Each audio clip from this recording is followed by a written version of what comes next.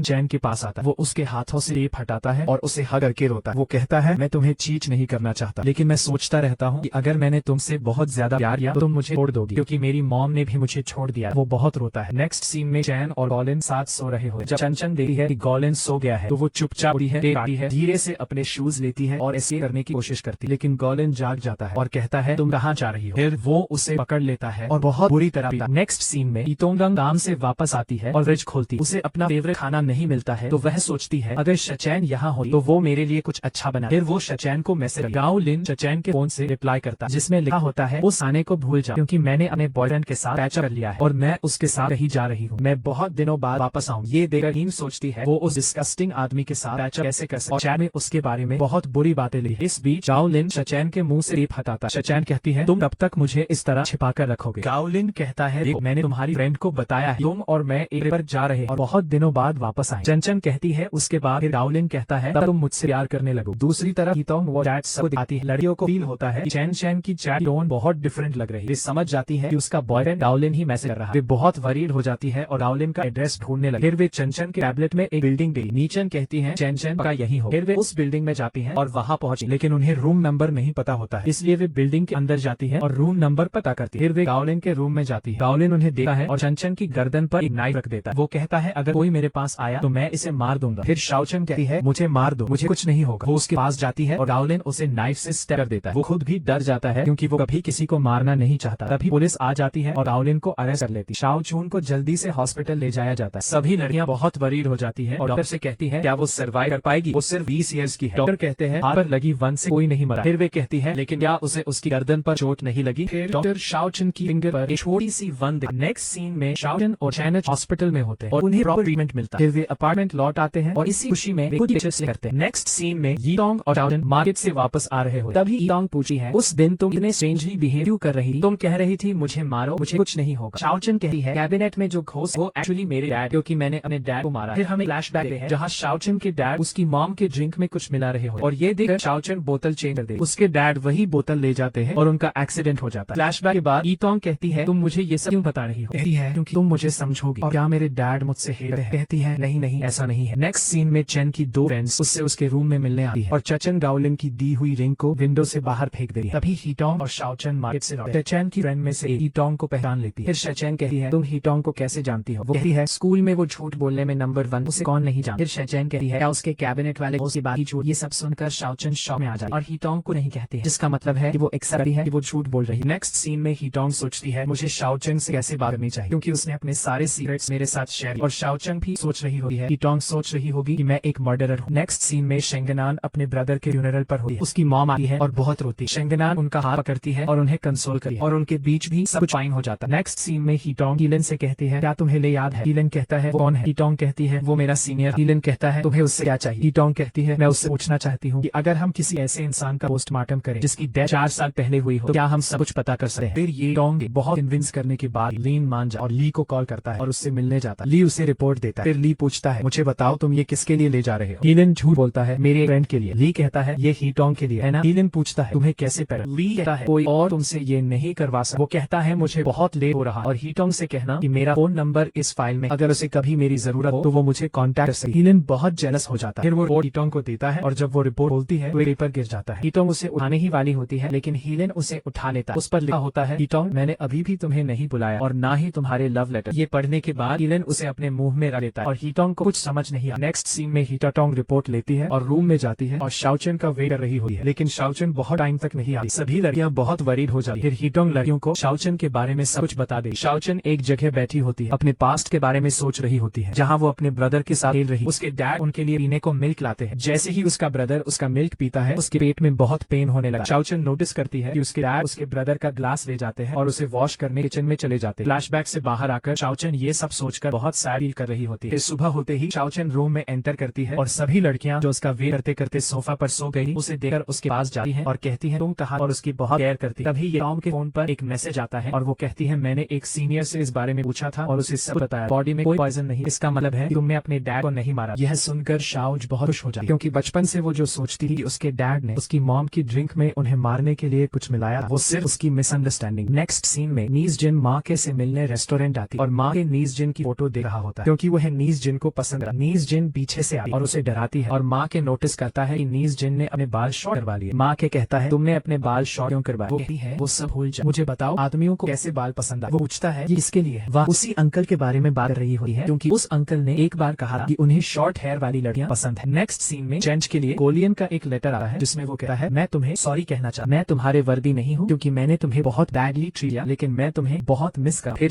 चैन station जा रही हुई है और एक आदमी को देखी है जो अपनी गर्लफ्रेंड को पीछे से उसी तरह पकड़ता है जैसे गोलियन उसे पकड़ा और वो बहुत डर जाती। जब वो वापस रूम में आती है और देखती है कि सभी लड़कियां खा रही हैं तो वो उनके पास जाती है और देखती है कि वे वही खाना खा रही हैं जो गोलियन पॉसिबली उसे खिलाता। वो डर जाती है और अपने रूम में चली जाती है। जब वो सो रही होती है तब भी वो वही ड्रीम देखती है और जोर से स्क्रीम करती है। सब वहाँ आते हैं और वे सब बहुत वरिड हो जाते हैं। नेक्स्ट सीन में नी जिन अंकल के साथ रेस्टोरेंट में होती है और उन्हें एक परफ्यूम देती है लेकिन अंकल कोई स्पेशल रिएक्शन नहीं दे रहे। नी जिन सोचती है कि अंकल उसके बालों को नोटिस करेंगे लेकिन अंकल उसके बालों को नोटिस तक नहीं करे हैं जिससे वो बहुत अपसेट हो जाती है। अंकल कहते हैं मुझे कुछ काम के लिए बाहर जाना है। नी जिन पूछती है आप वापस कब आएंगे? अंकल कहते हैं अब कभी नहीं। नी जिन कहती है क्या आप सच में कभी वापस नहीं आएंगे? अंकल कहते हैं मैं आऊंगा जब तुम्हारी शादी हो, मैं तुम्हारे डैड की तरह आऊंगा और तुम्हारा हाथ तुम्हारे ग्रूम के हाथ में दूंगा। नेक्स्ट सीन में चैन रूम में एंटर करती और देखती है कि सब डाइनिंग टेबल पर बैठे हैं। वो देखती है कि शाओ बहुत रो रही। शाओचन कहती है मेरी यांग के साथ फाइट हो गई और बहुत रोई, बाकी सबके साथ चैन भी उसे कंफर्ट। तभी पावर चली जाती और चैन बहुत डर जाती। शेंगनान एक कैंडल लेकर उसके सामने आती, फिर सब रूम को कैंडल से डेकोरेट कर देते। फिर वे सब एक साथ बैठे हैं और बात। शाओचन कहती है बचपन में मैं ऐसी नहीं, मैं बिल्कुल जीतोंग जैसी, लेकिन जब मेरे ब्रदर और मेरे डैड की डेथ हुई तो स्कूल के सारे किड्स को मेरी फैमिली के बारे में पता चल गया और वे मुझे बहुत बुली करे। इसलिए मैं सोचती थी कॉलेज में मुझे अच्छे फ्रेंड्स मिलेंगे और मेरा ड्रीम सच हो गया, मुझे तुम सब मिल गए। यह सुनकर सब खुश हो जाते। फिर शेंगनान कहती है पहले मेरी मॉम और ब्रदर और मैं बहुत अच्छे से रहे, लेकिन एक दिन मेरा ब्रदर बॉल खेल रहा और उसका कार से एक्सीडेंट हो गया। तब से वो कोमा में, इसलिए मैं अपनी मॉम के लिए एक लड़के जैसी बन गई। और वो चैन से कहती है मुझे भी लड़कियों की तरह कपड़े पहनना पसंद है। उसके बाद नीस जिन भी अपने एक्सीडेंट के बारे में बताती है लेकिन कहती है मैंने अपना पास पीछे छोड़ दिया और सब नीस जिन के लिए बहुत सैड फील करे। फिर हीटोंग कहती है जब मैं बचपन में पहली बार हीलन से मिली तो मुझे बहुत अच्छा फील हुआ क्योंकि स्कूल टाइम में सिर्फ वही था जिसने मुझसे झूठ नहीं बोला और मैं वो मीटिंग कभी नहीं भूल सकती। फिर सब चैन से पूछते हैं और चैन कहती है कुछ दिनों से मेरे साथ बहुत स्ट्रेंज चीजें हो रही, गोलिन के बारे में सोच रही हूँ और इस वजह से मुझे सांस लेने में डिफिकल्टी हो। सियाओजन पूछी है तुम्हारे साथ ऐसा क्यों होता है? चैन कहती है गाओलिन ने मेरा मुंह टेप से बांध दिया और उसके बाद भी वो मुझे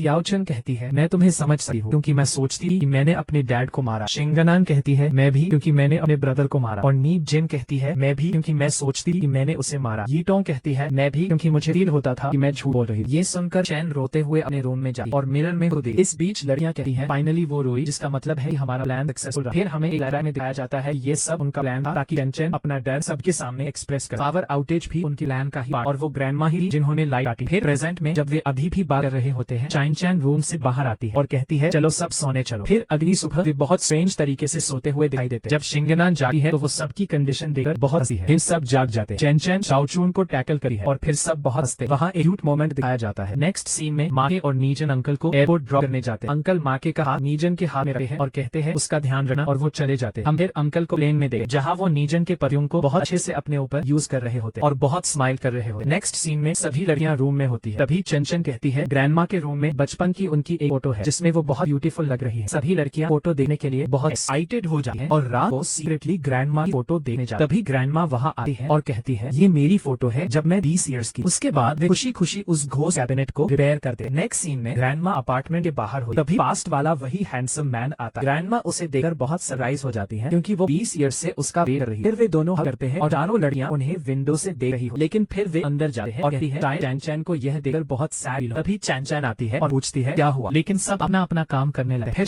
चैन विंडो से उन्हें देखती है और लड़कियां वरीड होती है उन दोनों को देखकर चैन को गॉल इनकी याद आ जाए। लेकिन चैन अंदर आती है और कहती है वे बहुत स्वीट है, उनकी रिलेशनशिप बहुत ब्यूटीफुल है और उसके साथ सभी लड़कियां बहुत खुश हो जाती है। फिर चैन कहती है मैं तुम जैसी फ्रेंड्स पाकर बहुत खुश हूं, तुम सबकी वजह से मैं इतनी अच्छी लाइफ जी रही। और इसी सीन के साथ ड्रामा एक हैप्पी एंडिंग के साथ खत्म हो जाता है।